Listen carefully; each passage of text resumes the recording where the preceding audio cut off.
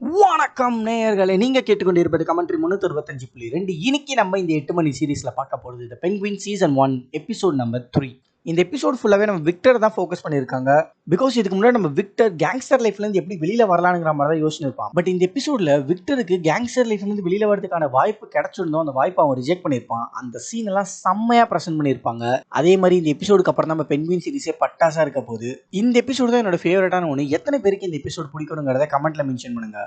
இப்போ episode 3யோட break டவுனை start பண்ணிடலாம். Opening சீனை விக்டரோட ஃபிளாஷ்பேக்ல இருந்தா ஸ்டார்ட் பண்றாங்க. விக்டர் அவனோட கேர்ள் ஃபிரெண்ட் கிரேசிலாவை பார்த்து பேசுறதுக்காக போயிருப்பான். இவன் தான் எபிசோட் 2ல நம்ம விக்டருக்கு மெசேஜ் பண்ணியிருப்பாளே. தென் கிரேசிலா கிட்ட பேசிட்டு விக்டர் கிளம்புறதுக்கு முன்னாடி ஃபயர் ஒர்க்குக்கு நான் கண்டிப்பா லேட்டா வரமாட்டேன் அப்படின்னு சொல்லிட்டு வீட்டுக்கு போயிருப்பான். பிகாஸ் அன்னைக்கு தான் எலெக்ஷன் நைட். ஸோ அதை ஜெயிக்கிறவங்களை செலிப்ரேட் பண்ற விதமாக தான் அங்கே ஒரு ஃபயர் ஒர்க்ஸ் நடக்க போகுது. பட் அந்த இடத்துல ஃபயர் ஒர்க்ஸ் மட்டும் நடக்க போறது இல்லைன்னு நமக்கு மட்டும் தான் தெரிஞ்சிருக்கும். தென் வீட்டுக்கு போன விக்டர் அவங்க அப்பா கிட்ட, நீங்க செய்யற வேலைக்கு நீங்க இதோட இன்னும் கொஞ்சம் காசு வாங்கினீங்கன்னா நம்ம இப்ப வாழ்ற வாழ்க்கையோட இதோட ஒரு பெட்டரான வாழ்க்கையை வாழ முடியும் அப்படின்னு அவங்க அப்பா கிட்ட சொல்ல, அதுக்கு விக்டரோட அப்பா, நம்ம முன்ன இருந்ததோட இப்போ ஒரு நல்ல வாழ்க்கையை தான் வாழ்ந்துன்னு இருக்கோம், அதனால எனக்கு இதுவே போதும் அப்படிங்கிற மாதிரி சொல்லிடுவாரு. தென் விக்டர் ஃபயர் ஒர்க் ஷோவை பார்க்கறதுக்கு டைம் ஆயிடுச்சுன்னு கிளம்ப, அதுக்கு விக்டரோட அப்பா, அங்கே கண்டிப்பாக உன்னோட கசின் ஸ்குவிட் வருவான், அவன்கிட்ட பழகிற வேலை வச்சுக்காதன்னு சொல்லிட்டு தான் அவங்க அப்பா அனுப்பியிருப்பாரு. காமிக் புக்லேயும் ஸ்குவிட்னு ஒரு கேரக்டர் இருக்கு, லாரன்ஸ் லோமன். ஒரு அண்டர் வேர்ல்டு கிரைம் பாஸா காமிக் புக்ல மைனரான வில்லனா தான் பிரசன்ட் பண்ணியிருப்பாங்க. பட் அந்த காமிக்ல இருக்கிற ஸ்குவிட் தான் இவனான்னு தெரியல. தென் சிட்டி ஆல் ரூஃப் டாப்ல விக்டர், கிரேசிலா அவங்களோட ஃப்ரெண்ட்ஸ் எல்லாருமே உட்காந்து பேசிட்டு இருக்காங்க. அப்போ விக்டர் அப்பா சொன்ன மாதிரியே அந்த இடத்துல ஸ்குவிட் வந்துடுறான். தென் ஸ்குவிட்டை பார்த்த கிரேசிலா அங்கேருந்து போக விக்டரும் அங்கிருந்து நவுந்துடுறான். அண்ட் விக்டர் கிரேசிலா கிட்ட கடலை போட்டு நிற்கும் போதே அங்க ஃபயர் ஒர்க்கை ஸ்டார்ட் பண்ணிடுறாங்க. பட் அங்க நீங்க நினைக்கிற மாதிரியான ஃபயர் ஒர்க் ஷோ நடந்திருக்காது. அங்க நம்ம ரிட்லர் அவனோட ஃபயர் ஒர்க் ஷோவை நடத்தியிருப்பான். எலைட் பீப்புள் அடிக்கிறதுக்காக மொத்த சீ வாலையும் பிரேக் பண்ணி அவங்களை கஷ்டப்படுத்தணுங்கிறதா ரிட்லரோட பிளான். பட் அந்த இடத்துல கஷ்டப்படுற மக்கள் தான் பாதிக்கப்பட்டிருப்பாங்களே. அப்படிதான் நம்ம விக்டர் அவனோட ஃபேமிலியை அவன் கண் எதிர்க்கவே இழந்திருப்பான். தென் ஸ்லோவா த பெங்குயின் டைட்டில போட்டு பிரசன்ட் டைம்லைனுக்கு வந்தா, நம்ம ஆஸ் விக்டருக்கு முதல் வாரத்துக்கான சம்பளத்தை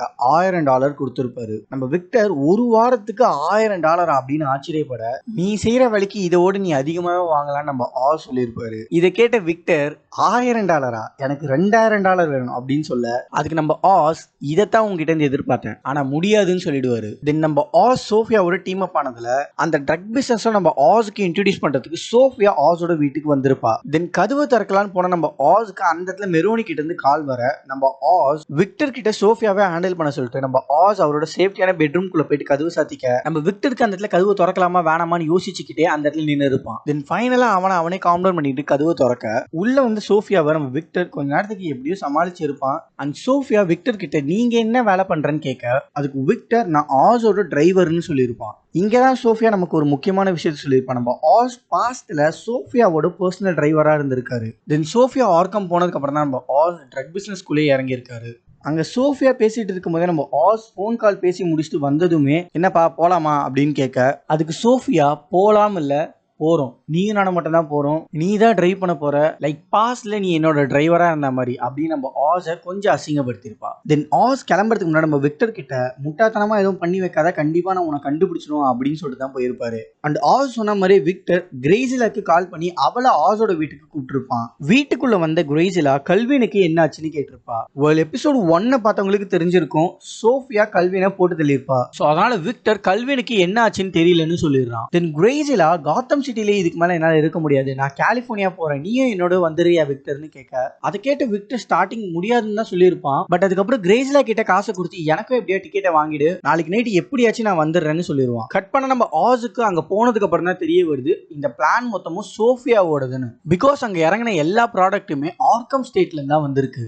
தென் சோஃபியா அங்க ஷிப்மெண்ட் இறக்கின மார்க்கோ கிட்ட அவ எடுத்துட்டு வந்த டைமண்ட்ஸை கொடுத்துட்டு உள்ள அங்க வேலை செய்யற ப்ளூமை நம்ம ஆஸ்க்கு இன்ட்ரோடியூஸ் பண்றா. இவர் தான் இந்த ட்ரக்கை மெத்தா கன்வெர்ட் பண்ற ஒரு கெமிசிஸ்ட். தென் இங்க தான் நம்ம சோஃபியா வளர்க்குற மஷ்ரூம் ஃபார்மிங்கை நமக்கு காட்டுறாங்க. அதை பார்த்து நம்ம ஆஸ், வெறும் மஷ்ரூம்ஸை வித்து நம்மளால காத்தமா கண்ட்ரோல் இருக்க முடியாதுன்னு சொல்ல, அதுக்கு சோஃபியா, நீ நினைக்கிற மாதிரியான மஷ்ரூம்ஸ் இது கிடையாதுன்னு சொல்லியிருப்பா. தென் ப்ளூம் நம்ம ஆஸுக்கு புரியுற மாதிரி டெக்னிக்கலா எக்ஸ்பிளைன் பண்ணதுக்கு அப்புறம் தான் நம்ம ஆஸுக்கு அது ஒரு பார்ட்டி ட்ரக்னுங்கிற விஷயமே தெரியுது. அண்ட் இந்த ட்ரக்கோட வேல்யூ தெரிஞ்ச நம்ம ஆஸ் சோஃபியா கிட்ட, இது உன்னோட ஃபேமிலி மெம்பர்ஸுக்கு யாருக்கும் தெரியாம நம்ம டிஸ்ட்ரிபியூட் பண்ணணும்னு சொல்ல, அதுக்கு சோஃபியா, ஒரு நல்ல டிஸ்ட்ரிபியூட்டர் உன்னால கண்டுபிடிச்சு கொடுக்க முடியுமான்னு ஆஸ் கிட்ட கேட்டிருப்பா. நம்ம தலைவர் ஆஸுக்கு தான் காத்தமா பத்தி A to Z தெரியுமே. ஸோ அதனால சோஃபியா ஆஸ் கிட்ட அந்த வேலையை கொடுத்துட்டு அவ மேன்ஷனுக்கு போயிருப்பா. அங்க ஜானி விட்டி இட்டாலிக்கு போற ஒரு டிக்கெட்ஸை நம்ம சோஃபியா கிட்ட கொடுத்து வித்தின் 2 டேஸ்ல நீ காத்தம் விட்டு கிளம்பிடணும், இல்லைனா அடுத்த நாளே நீ நான் சொன்ன இடத்துக்கு தான் நீ போகணும்னு மிரட்டிட்டு போயிருப்பான். தென் அடுத்த நாள் காலையில ட்ரைடு ஆர்கனைசேஷனோட மெம்பரா இருக்க லிங்ஸாயை பார்த்து பேசுறதுக்காக ஆஸ், சோஃபியா, விக்டர் 3 பேருமே சைனா டவுனுக்கு போறாங்க. அண்ட் இந்த ஃப்ரேம்ல தூரத்துல ஒரு பில்டிங் தெரியுதுல, அதுதான் நம்ம ப்ரூஸ் வெயினோட வெயின் என்டர்பிரைசஸ். பேட்மேன் இந்த சீரீஸ்ல காட்டலனாலும் அப்பப்போ இந்த பில்டிங்கை மட்டும் காமிச்சிடுறானுங்க. உள்ள போறதுக்கு முன்னாடி நம்ம விக்டர் கிட்ட கார்ல இருக்கிற பேக்கை பத்திரமா பாத்துக்கணும்னு சொல்லிட்டு தான் போயிருப்பாரு. தென் உள்ள போன நம்ம ஆஸ் லிங்குக்கு எடுத்துட்டு வந்து கிஃப்ட்டை கொடுத்துருப்பாரு. பட் நம்ம ஆஸ் ஆல்ரெடி லிங்கோட ஏதோ பிரச்சனை பண்ணியிருக்காரு போல, அதனால லிங்க் அவனோட காசை திருப்பி கேட்டிருப்பான்.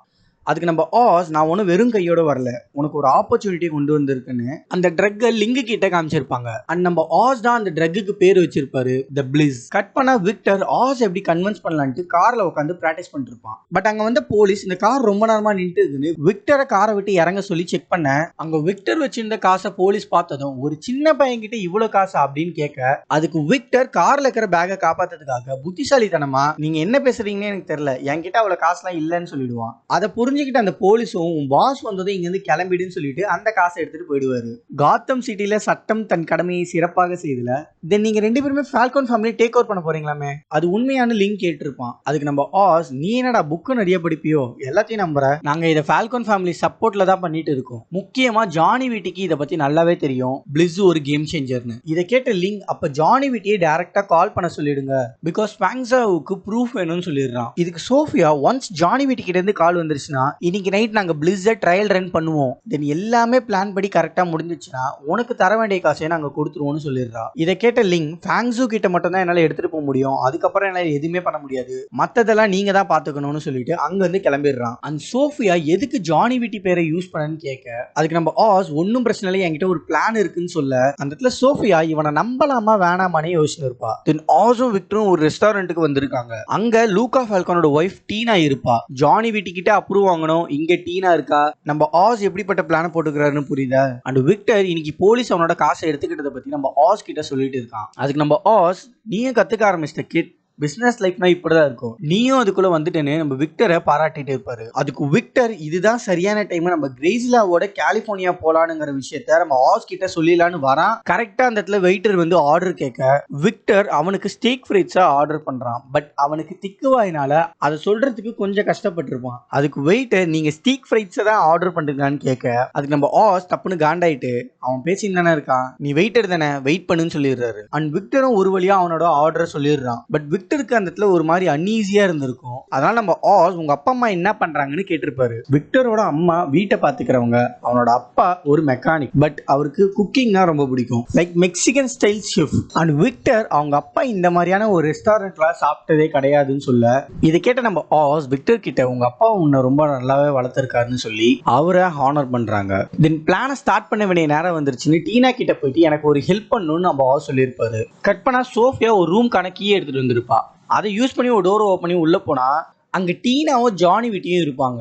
ஸோ இப்போ ஜானி வீட்டியை மிரட்டுறதுக்கு ப்ரூஃப் இருக்கு. அதனால அவங்க கிட்ட போனை கொடுத்து ஃபேங்ஸோனுக்கு கால் பண்ணி ஃபால்கன் ஃபேமிலி சைட்ல இருந்து நான் சோஃபியாக்கு சப்போர்ட் பண்றேன்னு கால் பண்ண சொல்ல, ஜானி வீட்டி வாயை வச்சுன்னு சும்மா இல்லாம நம்ம ஆஸை பென்குயின்னு சொல்லி அசிங்கப்படுத்தி இருப்பான். கடுப்பான ஆஸ் அவர் வச்சிருந்த போனை ஜானி வீட்டியோட தொண்டைக்குள்ள தள்ள பார்த்திருப்பாரு. தென் இவனை வச்சு இன்னும் வேலை முடியலன்ட்டு அதே போனை ஜானி வீட்டி கிட்ட கொடுத்து மூடிட்டு கால் பண்றான்னு சொல்ல, ஜானி வீட்டிக்கு அந்த இடத்துல வேற வழியே இல்ல, கால் பண்ணி தான் ஆகணும். தென் சோஃபியா சொன்ன மாதிரி அன்னைக்கு நைட்டே பிளிஸோட ஃப்ரீ ட்ரையலை ஸ்டார்ட் பண்றதுக்கு ஆஸ் அவரோட ஃபேவரட் கேர்ள்ஸை யூஸ் பண்ணி தான் அந்த ட்ரையலை ஸ்டார்ட் பண்றாரு. விக்டர் தான் பேக்மேனா இருக்க போறான். அண்ட் ஆஸ் சோஃபியா கிட்ட, ஃபேங்ஸு இன்னும் வரல, வந்ததும் எப்படியாச்சும் நம்ம கன்வின்ஸ் பண்ணிடலாம்னு சொல்ல, இதை கேட்ட சோஃபியா ஆஸ் இதை டேக் ஓவர் பண்றானு ஒரு சந்தேகம் வருது. அதனால சோஃபியா நம்ம ஆஸ் கிட்ட, 10 வருஷத்துக்கு முன்னாடி நீ எனக்கு பண்ண துரோகத்தை நான் மறக்கவே மாட்டேன் ஆஸ், அதே மாதிரி என்னை இப்பயும் ஏமாத்திலான்னு மட்டும் நினைக்காத, ஃபேங்ஸு பார்க்க வர்றது என்னதான், ஸோ பாஸ்ட்ல நீ என்னோட டிரைவரா இருந்த மாதிரி ஓரமா நில்லுன்னு சொல்லிடுறா. பிகாஸ் சோஃபியாக்கு நம்ம ஆஸ் துரோகம் பண்ணிருக்காரு. அதனால ஆஸ் அங்க எதுவுமே சொல்லாம நின்னுறாரு. தென் அந்த இடத்துல பிளிஸ் பயங்கரமா சேல் ஆகுது. விக்டர் கிட்ட அங்க இருக்கிற எல்லா சேல்ஸ்களும் ரீஃபில் பண்ணிட்டே தான் இருக்காங்க. அண்ட் விக்டருக்கு கிரேஸ்ல மெசேஜ் பண்ணிருப்பா, பட் எதுக்குமே விக்டர் ரிப்ளை பண்ணிருக்க மாட்டான். தென் சோஃபியா ஃபேங்ஸு கிட்ட பிளிஸை பத்தி எக்ஸ்பிளைன் பண்ணிருப்பா. அந்த இடத்துல நம்ம ஆஸ் பிளிஸை பத்தி எக்ஸ்பிளைன் பண்ணாம பிளிஸோட சேல்ஸ் வேல்யூ பத்தி பேசியிருப்பாரு. டபுள் த பிரைஸ் பிளிஸை வித்தாலும் சேல்ஸ் மட்டும் நிக்கவே இல்லை. அதனால நம்ம ஆஸ் கான்பிடென்ட்டா ஃபேங்ஸு கிட்ட, எங்களோட ட்ரக் உங்களோட கெசினோ, ரெண்டுமே சேர்ந்தா காத்தம் சிட்டி நம்ம தான் ரூல் பண்ணுவோம்னு சொல்ல ஃபேங்ஸுக்கு பிளிஸோட வேல்யூ புரியுது. பட் இங்க பிரச்சனையா இருக்கிறது Falcon family. Because common Falcon தான் ட்ரைட்ஸை ட்ரக் பிசினஸ் விட்டு வெளியில அனுப்பியிருப்பாரு. அதனால மறுபடியும் எப்படி நான் உங்களை நம்புறதுன்னு ஃபேங்ஸு கேட்க அதுக்கு சோஃபியா அது எல்லாமே கார்மன் இறந்ததோடவே முடிஞ்சிருச்சு. இப்போ ஃபால்கன் ஃபேமிலி நான் தான் டேக் ஓவர் பண்ண போறேன்னு சொல்லியிருப்பா. பட் ஸ்டில் ஃபேங்ஸு சோஃபியாவை நம்புறதுக்கு யோசிப்பாரு. பிகாஸ் சோஃபியா ஆர்க்கம்ல இருந்து வந்தவன்னு நம்ம ஃபேங்ஸுக்கு தெரியும். அண்ட் சோஃபியா ஃபேங்ஸு கிட்ட பிளிட்ஸை யாரு கண்ட்ரோல்ல வச்சுக்கிறாங்களோ அவங்க தான் காத்தம் ஃபியூச்சரை கண்ட்ரோல் பண்ண போறது. அதனால நீங்க இன்ட்ரெஸ்டா இல்லனா நான் வேற டிஸ்ட்ரிபியூட்டர் கிட்ட பேசிக்கிறேன், லாஸ் உங்களுக்கு தான் சொல்லிட்டு ஆஸ் கிட்ட மத்ததெல்லாம் நீ பாத்துக்கோன்னு சொல்லிட்டு போயிடுறா. தென் நம்ம விக்டர் கிட்ட வந்தா ரெக்ஸி விக்டரை பிரேக் எடுக்க சொல்லி அவன் ஒரு டான்ஸ் ஆன இருப்பா. அப்போ அந்த இடத்துல பிளாஷ் பார்ட்டி ஸ்டார்ட் ஆக விக்டர் அந்த சீவால் கொலாப்ஸ்னால PTSD பாதிக்கப்பட்டிருக்கான். அதனால அங்க இருந்த எல்லா பிளாஷ் லைட்ஸும் அவனுக்கு பாம் பிளாஸ்ட் மாதிரி தெரிய அதனால விக்டர் அவன் வச்சு இந்த பிளிஸை கீழே போட்டுறான். தென் கீழே விழுந்த பிளிஸை மொத்தமா கலெக்ட் பண்ணிட்டு பக்கத்துல இருந்து ரெஸ்ட் ரூம்குள்ள போயிட்டு அவனே காம் டவுன் பண்ணிட்டு இருக்கான். அப்பதான் கிரேசில அனுப்பின மெசேஜையும் நம்ம விக்டர் பார்த்துட்டு இருப்பான். தென் ஆஸ் உள்ள வந்து ஃபேங்ஸு டீல் அக்செப்ட் பண்ணிட்டதா நம்ம விக்டர் கிட்ட சொல்லிருப்பாரு.